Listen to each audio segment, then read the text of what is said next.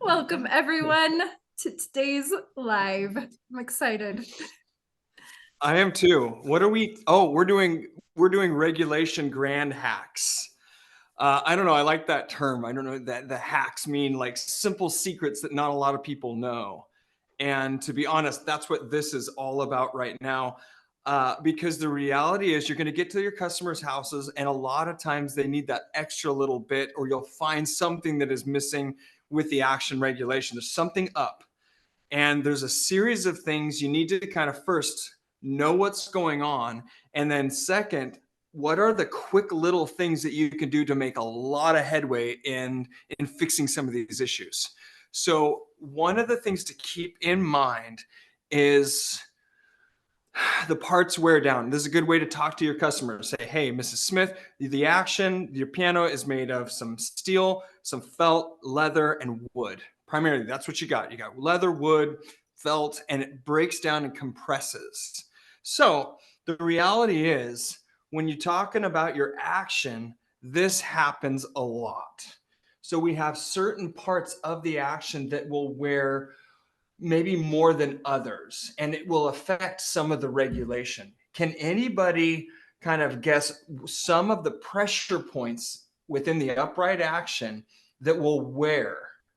What are some of the pressure points that you all can imagine would wear quite a bit and start to hamper regulation? The knuckle. The knuckle, yes. Yep, the knuckle right here. That's a big one. So that'll wear right here, that'll wear down and get flat. Yes. And so a lot of times that will mess with your lost motion, or not your lost motion, your aftertouch. So that's a good one. What are some other kind of major points that will start to wear down? Anywhere the hammer makes contact with felt coming back down, anytime it touches it, it'll compress at the touch. Yep. Yeah, your hammer rest rail I've felt. seen some of these rest rail cushions or the rest rail felt just like imprinted like crazy. Another one that's pretty massive and is right here. It's right here on this whippen heel, that felt where the capstan touches that whippen. That will wear down and compress. Another one that's pretty major is right there, right where the jack touches that let off cushion. And those make for some extra weird issues within the action itself. So the few of them that I want to talk about today, I messed this piano up to the point where it's like fairly close to what I see a lot of times in customers' houses. So I will have this action. So pretend this is a full-size action. It's in the customer's piano, and I start to play it. Okay, it's playing the note. It's playing the note. It's that, and everything's returning. But if I go slow, this is what I want you to see. I'm going through slowly, and I've gone through let off. But I didn't see anything. So I'm like, okay, where do I even start? I'm like, okay, I'm not feeling let off. I'm not feeling any after. I guess I'm kind of feeling weird aftertouch, and there is escapement in that jack. There is that escapement that you see. You see that winking? There's escapement there, but this feels spongy and weird. So before we get started, there's a couple things I wanted to show you. Is there any red flags that you can see right off the bat? It's okay if nobody gets it. This is kind of a funky one, but there's one red flag that's there that is a kind of a something that can be addressed right away really quick. And I'll give you a hint. It has to do with the hammer shank. Oh, one of them's lower than the other? No, they're actually, that's not it. They're pretty close. That hammer shank is legit resting. It is resting on that rest felt. There's absolutely no space between this rest felt and the bottom of the shank. There's a simple rule of thumb for this. And so when you get to customers' houses and you see that, if you're pulling it out, okay, there's something going on here. There's a space that needs to be in there. Can anybody tell me what that space is as a general rule of thumb? And maybe you haven't heard this before, in which case I'm excited to be the first one to tell you. 1/8 of an inch. I'm just guessing though. I don't know. A Oh, hammer shank. hammer shank width. A hammer shank. So that's a simple hack. So when you're pulling out an action, you need to, you and I, we all know that it just takes layers of regulation. It takes a series of steps. A good first one is to go ahead and we'll go ahead and adjust this capstan upwards so that we have just some space. That's a good thing to do when you're seeing something this low. Can anybody tell me why in the world all these hammers on an old upright, or excuse me, old grand, why the hammer shanks are resting on those whippen cushions? The abstract felt has been compressed above the capstan. Did you say the whippen felt? Because that's the whippen Yes, felt that- is being. Yeah. Yes. The felt by the capstan, yeah. Yes, they felt by the capstan. There's also one other one. Anybody guess why that sometimes is the case? This one's weird and kind of funky. A lot of people don't get this, and that's okay. So The repetition lever spring has loosened. And so it's it's not holding it up. Yeah.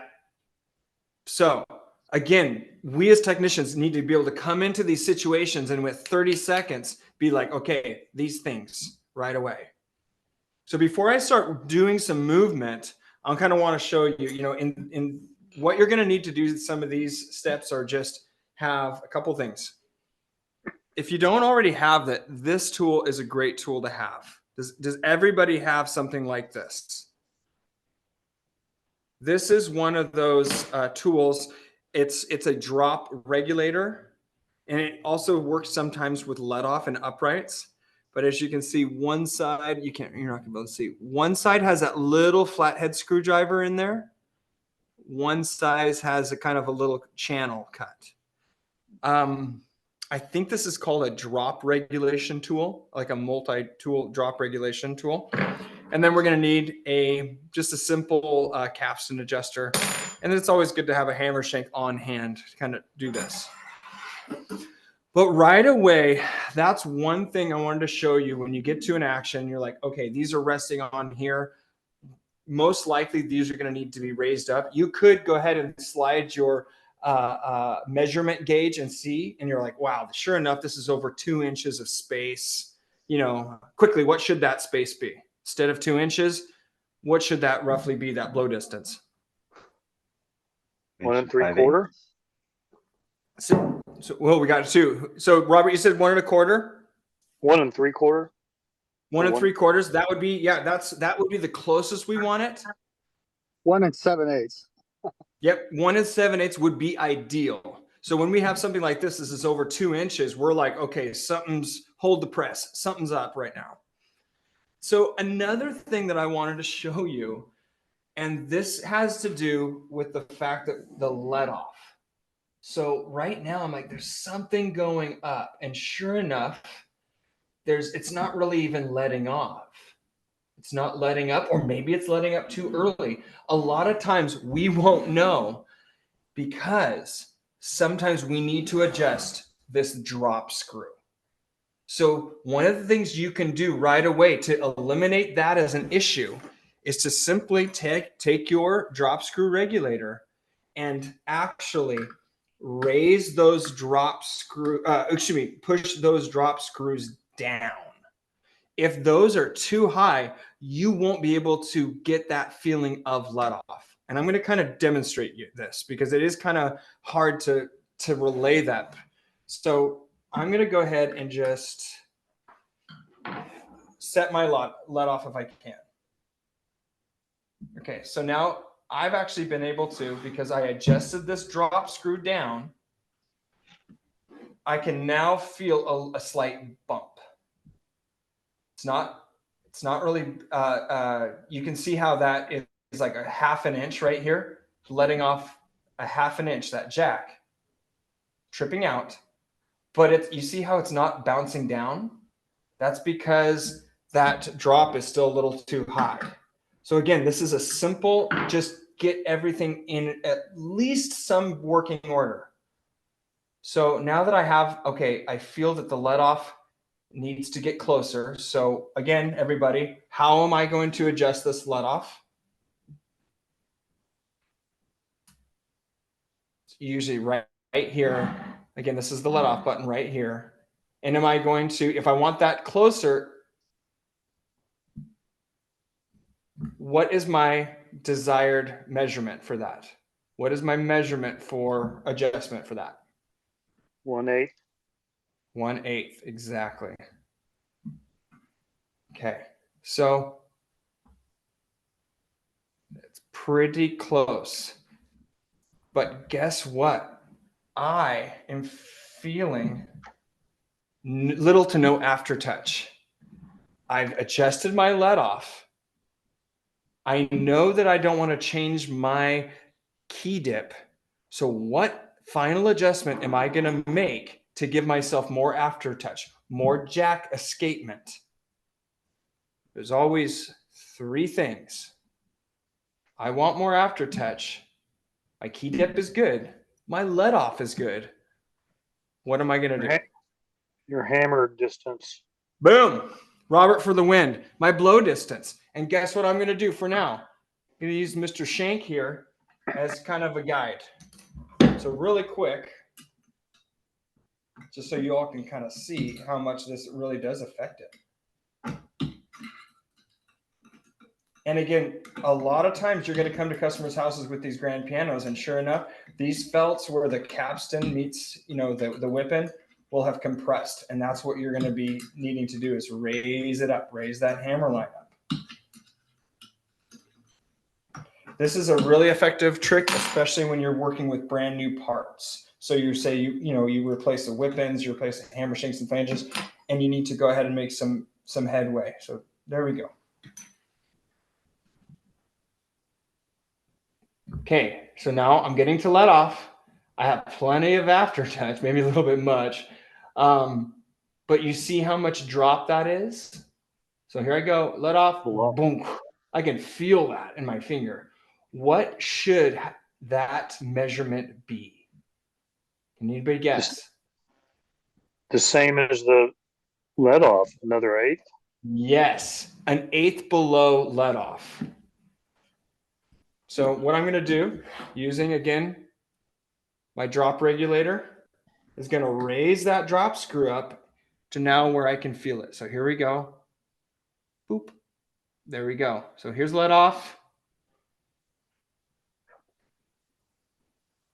And that's doing a nice little bounce.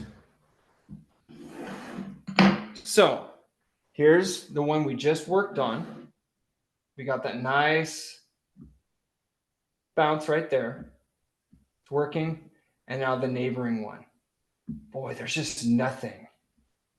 So it's going up. Now, again, you'll be at the customer's house and you'll see like, okay, well, it's playing, but it just feels weird. So I want you to have the confidence, all of you, to be able to go in and be like, okay, if Mrs. Smith is willing to have you work on it, you'll know, okay, I want to get it to do this. And right now, it just has this weird, sinky, chunky feel. And so what you'll do, and again, you can start with any of these things. A lot of times it's good to just start with an easy one, and that would be let off. So I'm just going to go through here. I'm going to adjust this up or down to see if that makes any difference. And a lot of times that's what you're doing is you're like, okay, I'm going to start with an easier thing. I'm just going to, in the piano, go and adjust my let off. Okay. I'm still not getting a let off. Oh, I did it. I got it a little bit. But I am noticing I don't have enough drop. So using your drop adjuster, you're going to go ahead and adjust that drop screw down, which makes it so that that hammer can obviously drop down further. So here we go. I'm going to go a little bit more.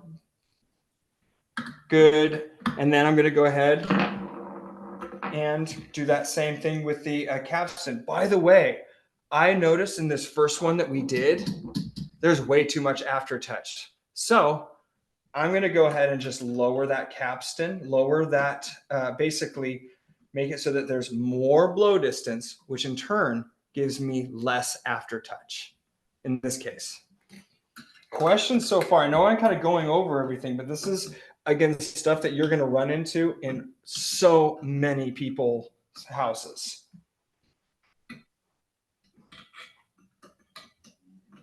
Somebody say something about Nickelodeon? Yeah, Janice is doing a Nickelodeon tomorrow. I'm excited for you. Wait, what does that even mean? You know, like the Nickelodeon players? No. What? It's Yeah, I'm a so- child of... David, it's a player piano that does the drums and the cymbals and all the other Uh-huh. stuff and the trumpets. Oh, that's what And those are sometimes called? you can put coins in them. They used to put put a coin in the Nickelodeon. Do you remember those movies? Back when I was a kid in like the 30s, they used to play the songs about that. Yeah, the local piano, the tuning tech was out there today, and he doesn't really want to touch it because he knows nothing about player piano. So he gave me a call and said, help. So I'll be out there tomorrow. Help. Okay. So I've kind of raised those up. So again, a lot of times when you come to these pianos, you're going to have this weird spongy feeling where it's like, I can't even feel what let off is. Where is let off? Because a lot of times you won't even be able to achieve it because that drop screw needs to be pushed downwards. And so what I do a lot of times is just to eliminate that as an issue is I'll go ahead and drop these drop screws down further so that they're going to make it so that I can achieve let off. So that's a good first one. If you're like, okay, where do I go from here? Boom, I'm going to go ahead and start dropping these drop screws down. And a lot of times I'll drop them down to where they're just almost flush with everything. I can barely get my tool in there, but they're just pushed down. Great. So I know that it's going to drop it down when I achieve the proper let off. Cool. So that's what I'm going to do with this final one, because right now it's still spongy because I don't have any drop. Okay. And so you see how it's still not letting off? It's not letting off because I didn't adjust let off, but I did drop that drop screw down quite a bit. So now I should be able to achieve that let off. So here we go. And it's, again, you can see it's just a couple adjustments, but you need to know the order. You need to know like what's hampering you. And I can't tell you how many times for so many years I would get so stressed and so lost in this portion of it. And then somebody said, hey, just to kind of reset everything, drop those drop screws down so that you've eliminated that as a problem. So that's a major hack that will help you out in the field. So now guess what? Okay, finally, yes, I got, so it's letting off. Obviously, here we go. Boom, it's dropping way too much. So I now am going to go ahead and raise that drop screw off. So now I get the proper drop. David, I have a question. Yeah. If you're in a customer's house, how many times you have to pull the action in and out because you don't have a let off rack? And every one of those seems like you'd have to pull it out, push it in, pull it out, kind of put it in your lap, adjust it. That's a great question. When I'm regulating a piano, I'll probably pull it out 100 times, but I'm not for that. But I will show you, we're working on getting a grand piano in the studio. And so we're going to be going over that kind of stuff where I'm going to show you, hey, this is the, you know, there's like in the piano regulation, there's on your lap regulation, and then there's bench regulation. And there's several things you will do in each. So for instance, I will drag the action out onto my lap and then just quickly drop down all those drop screws. Boom, eliminated that as an issue. Put the action back and then do my let off in the piano. I'll do the let off in the piano where I'm looking at it. I'm looking at it from the side, looking at the angle of the strings. And I'm like, okay, I can see that. I'm at an eighth. And so I'll do that. And I'm like, okay, great. I've done that. I've achieved let off. But of course, now maybe they're dropping way too much. And so what I'll do is I'll pull it onto my lap, make sure everything's kind of nice and level, and I'll simply go down to achieve let off and do that. I'll do a couple test ones because I've done this before where I'll have it on my lap. I'll think everything's good. I'll adjust the whole thing, and it wasn't an accurate measurement. For whatever reason, on my lap, it looked right. But then when I put it in the piano, it wasn't enough drop. That's usually the case. So what I'll do is I'll usually do a couple of them as a test. Okay, sure enough, when I have it on my lap and I do it just right below, you know, 1/8 of an inch below let off, it's not enough. I'm going to go a little bit further, and that's perfect. Again, you won't know until you test a couple because it could be different on your lap. Same with on the bench. That's why it's always good to kind of test maybe a first and a last in each section and get them just right in the piano, and then bring it to your lap, bring it to the bench, and test it out. Okay.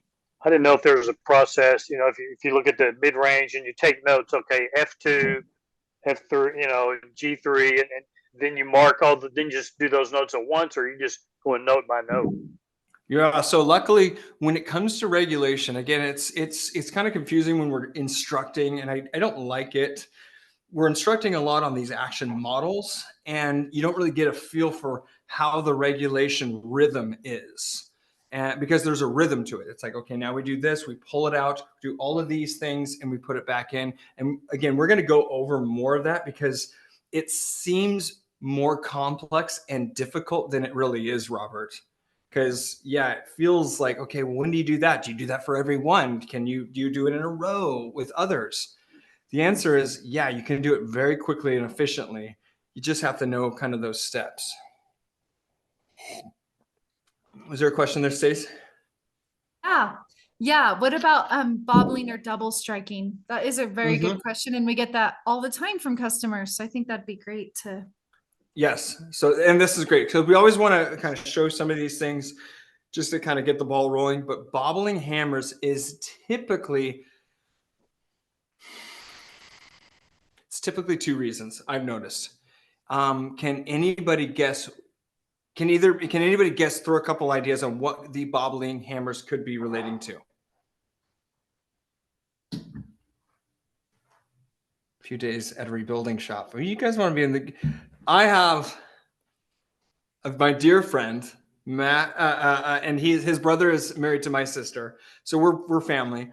He owns a company called Modcott Pianos. You got to look him up. It's just amazing. Modcott Pianos. His name is Sam.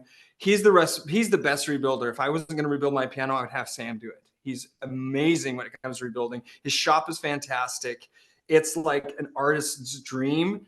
And there's beer and there's food there, and it's in this like converted like stable, but it's just glorious. So we will be spending some time in his shop space. He doesn't know it yet, but I'm going to ask him and he'll be cool with it. But going back to the question, what are potentially these two things for the bobbling hammers? If you don't have enough, if you don't have enough aftertouch, and so the knuckle is bouncing. Yeah, if you don't have enough, yes, exactly. That jack isn't able to escape. The jack, either an upright or a grand, isn't able to escape. So it's just, it's kind of bouncing and bobbling. That's usually the number one reason. There's not enough aftertouch. And so you're going to have to do one of three things. What are they, everybody? To get more aftertouch, you're going to adjust one of three, or if not all three things. Let off button, capstan for the key dip, and capstan for the hammer blow distance, and the key dip. Boom, three. And I know it's like repetition. It's like, yeah, David, we get it. Sometimes you get in the field and it's like, wait, what were they? I want to avoid that. So it's always those three things. So the number one cause I've found of the bobbling hammers is not enough aftertouch. So you have three things to do to adjust that: dip, let off, or blow distance. Usually adjusting the blow distance in the field in a grand is the way to go. Out of those three things, can somebody tell me why? Why would adjusting the blow distance in the field,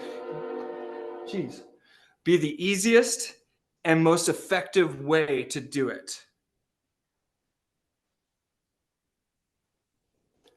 Because if The you're reason adjusting, is, if you're adjusting key dip needs to be level across everything. So that means if you're adjusting one key dip, you're going to have to adjust everything. So if you're adjusting one key, doing it via the capstan for the blow distance is easier than any of the other three or the other two. Yes. That's a great one. So basically what Michael was saying is key dip is the hardest, most involved of the 3 steps. The reason I always will adjust the blow distance in a grand, and a lot of times in an upright too, is because that is usually the thing that has happened due to time. The parts themselves, the material themselves have dropped down. And so you adjusting that up makes the most sense. So readjusting those back up, because again, what happens? That whippen heel felt has compressed. That is compressed, and all of these have sunk down. So by just quickly adjusting that capstan up, usually you can get your aftertouch where it needs to go. And a lot of times, the let off will be secondary. For whatever reason, this seems to be the culprit more than the let off of needing to be adjusted. It's that blow distance. So we say, let's go ahead and make this one bobble. So David, if we're looking at felts that compress, the let off button, the felt that's on the let off button doesn't get as much compression because of its angle and location compared to the felt that's underneath the whippen, right? Yeah, and I think that, because you're right. What has happened is there's constant pressure on that whippen heel felt. There's constant weight pushing it down, and it's getting used. Whereas this felt right here for the let off, as you can see there, it's just getting a little tap, right? It's not going to wear as much. So in an upright, you're going to notice that the felt underneath that wood sticker that touches the felt, that wears quite a bit. So that makes that hammer blow distance off. So I'm just going to go ahead and lower this to see if we can kind of make this bobble. And I'm not sure, just because this is...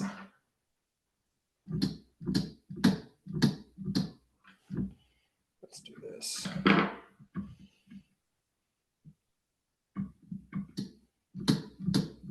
Yeah, so we're kind of having now, I'm not able to get it to catch because there's not enough aftertouch. So like we said earlier, I would raise this up to get the right amount of aftertouch, and usually that will get rid of it. Now, what would be the secondary thing in a grand piano that is causing the hammers to bobble? We've talked about it. The lost motion. Go ahead, Robert. Lost motion. Nope. It could be, but no, not in this case. Usually the culprit has to do with the tail. What is it in the tail that can cause the bobbling?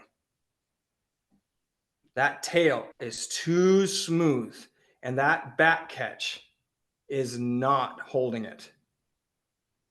So basically, I will go ahead and remove the action from the piano. I feel like we got some good lighting today and we can see stuff. I'm pretty jazzed about it. So these tails right here, what you would do, again, we want them to catch by these back checks. But sometimes what we need to do is actually rough them up. And so what we do is we do these side channels using a checkering file. And what that does is it creates these channels, this roughness, so that it will then catch on the back check. So again, that's the second usually culprit that I've found in these bobbling hammers. Again, making sure there's aftertouch first. If there's aftertouch, then I'm also looking at this and making sure that this is rough enough. Another thing is, it could be that the back checking is just not adjusted properly. Again, what should these back checks be adjusted to? What's that back checking distance between the string and the hammer? When should be how much? 5/8. 5/8. Exactly. So you may come here and be like, okay, the back checking is way down low and I've got like 3/4 of an inch or an inch. And so it's just not catching properly. So first things first, check your Aftertouch. Great. We got plenty of Aftertouch. Second thing is check to make sure that this is adjusted at the 5/8. Third is like, wow, it's still bobbling. Check and see if this is too smooth or if it's hitting in the spot where it's just not catching. That would be that's what I would do. Yes, and I just saw briefly a comment, if the hammer tail is too sharp and it's digging in, what you'll need to do, and again, a lot of times it's not too bad, but sometimes you'll need to kind of rebend this back check so that it's hitting in a better position, so that it's not hitting as vertical to chop it in. It's hitting more at an angle, so it kind of glides where it needs to. So you'll have to do that sometimes.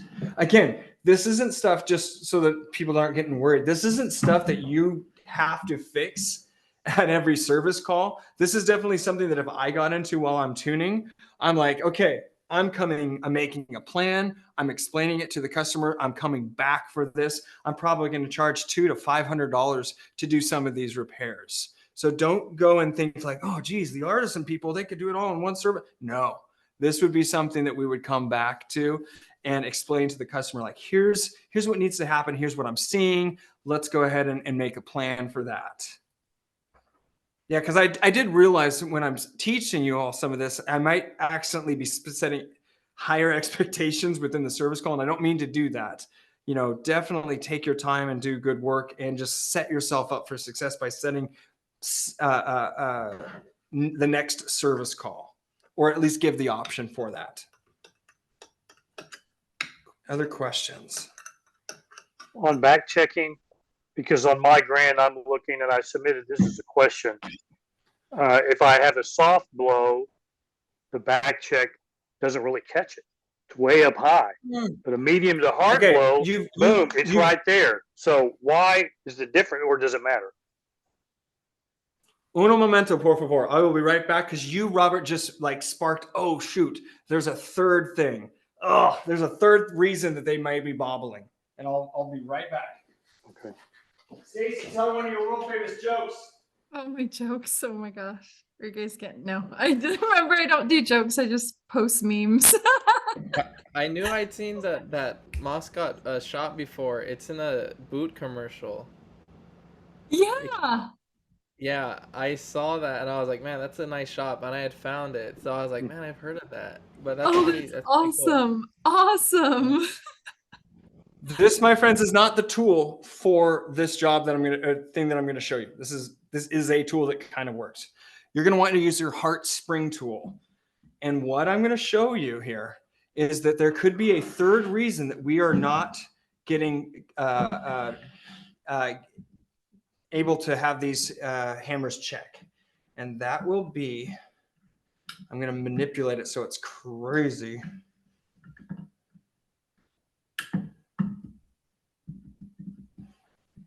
Was that the repetition spring that you're messing with? Boom. Yeah. Michael for the win. If that repetition string, and I'm trying to make it like crazy, but if this repetition spring is adjusted too, I like to say if it's too spicy, see right there, I can't get it to check. Because watch, if I make it check and then I like let off a little bit, pow, you know, I could spring something off with that. Pow. So, one, it could be that there's not enough Aftertouch. Two, that somehow there's issues with the back checking because the tails are too soft, you know, too smooth, or it's not adjusted quite right. Or three, there is too much pressure, too much tension in those rep springs. So what's the general rule of thumb for how to adjust that repetition lever spring? Like, what should it feel or be like? Can anybody remember? Everybody's like radio silence. I don't know if I've ever talked about that. You want to know? This is so funny. It's so adorable. It's like, I learned about it from this little, he was really short. He's a little Japanese tech. And he says, in my culture, when you're and it was some broken English, and he says, when your boss comes into the room, you want to get up, not quickly, not slowly, but just the right. So when your boss comes into the room and wants to see if you're working, it wasn't like, whew, it wasn't like that.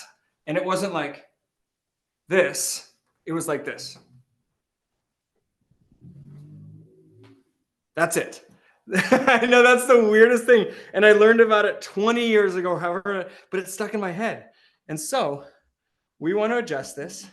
So it's boop, a little bit more. Boop. So it's just kind of this. Boop, boop, boop. That's it. I know that's not really. Another thing I learned from the Japanese is always give them your business card. Why? They always give you a business card. Oh, yes, that is true. They do. So always do that too. Think of it as because I actually worked for a Japanese company for a while. You treat it like the old-fashioned calling cards back in the Victorian era, but yeah, when you actually introduce yourself. You hand over, your business card at the same time, so they'll have that going forward, and you use that as part of your introduction. Yeah. Wow. And you hold it there for a minute. Like if they hand it to you, don't just grab it. You have to be like, it's like this whole cult. Anyway, good. What we learned from the Japanese. Okay, so that for the bobbling hammers, again, you're going to find that is okay. Well, David, what about if it's a grand piano? An upright piano? What translates over? Okay, you will have the Aftertouch being one of the big ones, obviously. So it's the Aftertouch is the big one. I'm trying to think, where's my closest? I'm going to go grab an upright action model, because while we're on the topic of it, might as well kind of eliminate, because that's probably one of the top 5 things that you're going to run into is the bobbling hammers.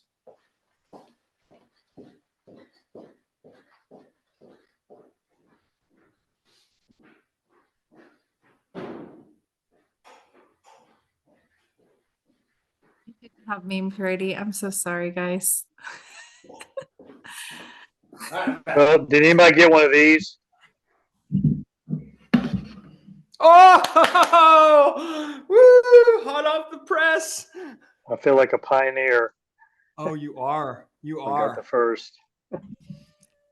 That is the first of soon. I know many to come. Custom artisan tools, tools of the trade.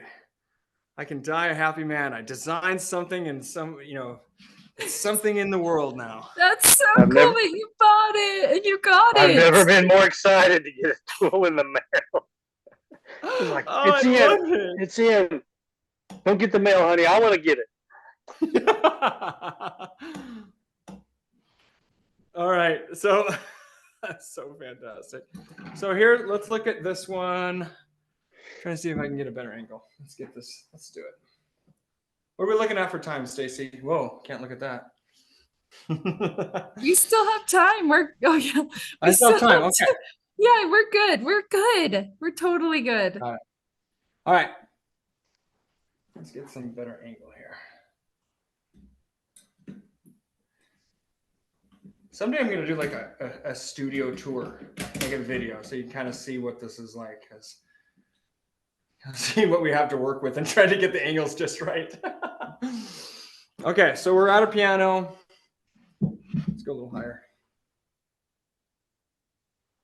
And we got some of this bobbling issue, right? What I found a lot of times is you have in an upright, it could be a let-off issue. So let's go ahead and check for let-off. And sure enough, there's no let off in this one right now. So I'm going to go ahead and give her some let off. And in that case, it fixed it. So check the let off as one of the top ones. Make sure that there's let off. What should let off be, Robert, in an upright piano? This little thingy right here. Yeah, that's it. Oh, 1/8. 1/8. Same as a grand. Same as a grand. So we want to make sure that we have let off. Okay. Another thing, a simple, quick thing is like, okay, if we're bobbling, I want to check this distance right here, and that should be around 1 7/8. A lot of times I'll notice I have bobbling hammers, but there's also another issue going on, and that is, boom, check that out. There's all this wobble. What is that adjustment called? There's a lot of extra play in the key. What is that? There is too much Lost motion. Lost motion. lost motion. Exactly. So I will go ahead and adjust that lost motion, and that gives me what in this case? I'm adjusting the lost motion to take up that space, and You're what in adjusting turn the is that blow going to give me? distance. Is that The right? blow distance is going to stay the same because we have this set. So what's it going to give me? I'm adjusting this upwards so that I'm taking up that space. It's going to give me more jack escapement, which gives me More more aftertouch. aftertouch. And now it's working. So again, an easy thing for you to do in your customers' houses is to go ahead and adjust the hammer rest rail to that 1 7/8 or whatever that distance should be to get good aftertouch. So it's quickly brace this up, glue in a piece of felt, take up the lost motion by adjusting this capstan, and boom, you have made the piano way better. And usually that solves so many little issues. So you've adjusted the hammer blow distance, taken up that lost motion in the capstan. It is way more performance oriented now. You're having more consistency, better repetition. Usually that fixes a lot of those little weird inconsistency in the bobbling hammers.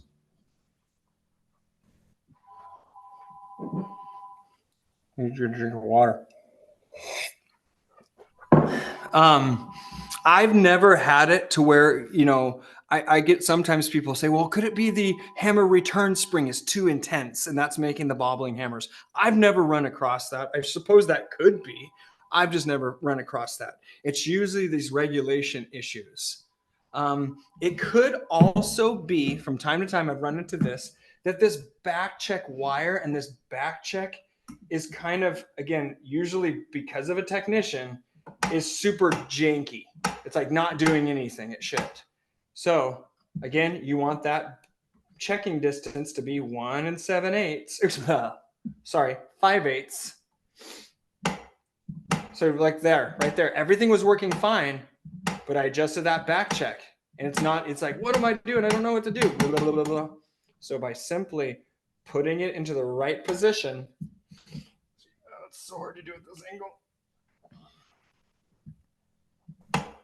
There we go. It's fixed. Amazing. One little adjustment like that makes such a huge difference. So keep all those things in mind. And these are all little tips and tools and tricks. By the way, Ram says, nice haircut.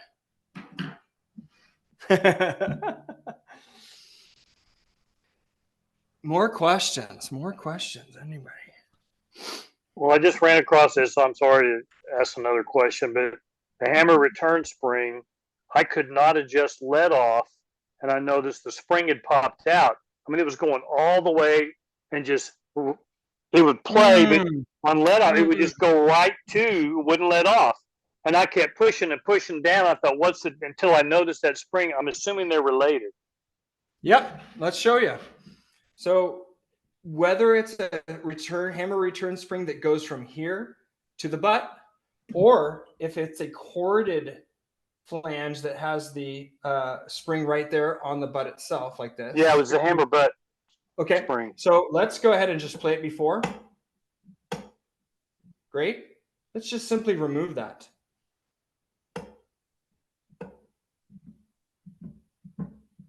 It's not even coming back. We have a lot of weird issues when those things are either removed, or those cords are broken, or those just overall those springs are not engaged right there. So we see these broken cords on a lot of old 70s and 60s Yamahas, 70s. Those corded flanges will have those cords broken. Do yourself a favor and have a set of these corded flanges on hand at any given time. Okay. That's a fairly easy repair. We charge around, I don't know, $700 or $1,000 because we warranty it. I think that the parts themselves are around $150, but that is something that makes a big difference. To Robert's point, that not having the spring there, yes, can also be a source of those bobbling hammers. And a lot of times I've noticed that if this spring is out like that, when that hammer goes and touches things, that spring can get stuck and it creates a weird issue. It'll sometimes make a sound bite because it's clicking against some of the other parts, or it gets jammed by some of the other parts like that. So no bueno. It causes a lot of issues.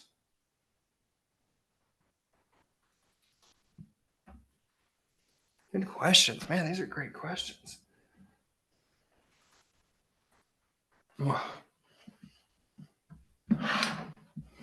What else?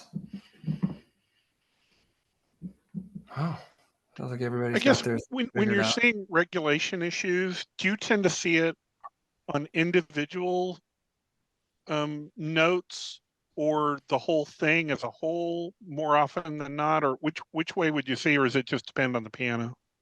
It's a great question. I would normally see it.